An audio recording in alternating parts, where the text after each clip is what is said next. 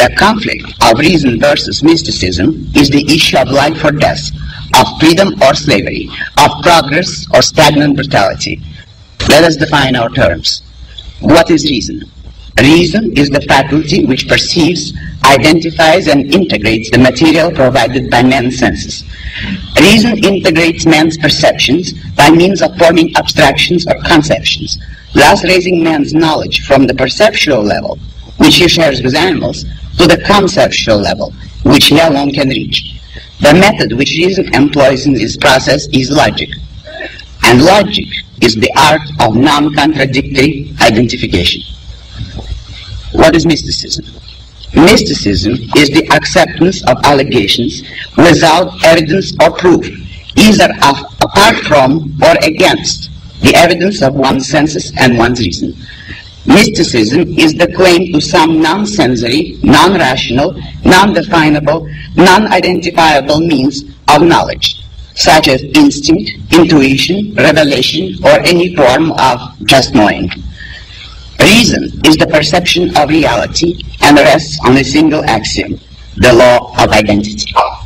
Mysticism is the claim to the perception of some other reality, other than the one in which we live, whose definition is only that it is not natural, it is supernatural, and is to be perceived by some form of unnatural or supernatural means. In Western civilization, the period ruled by mysticism is known as the Dark Ages and the Middle Ages. I will assume that you know the nature of that period and the state of human existence in those ages. The Renaissance broke the rule of the mystics. Renaissance means rebirth. I have said that faith and force are corollaries, and that mysticism will always lead to the rule of brutality. The cause of it is contained in the very nature of mysticism. Reason is the only objective means of communication and of understanding among men. When men deal with one another by means of reason, reality is their objective standard and frame of reference. But when men claim to possess supernatural means of knowledge, no persuasion, communication, or understanding are possible. Why do we kill wild animals in the jungle? Because no other way of dealing with them is open to us.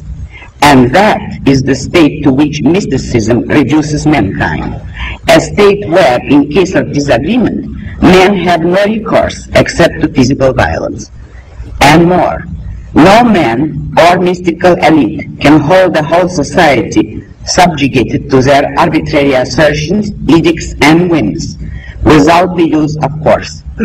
Anyone who resorts to the formula, "It's so because I say so," will have to reach for a gun sooner or later.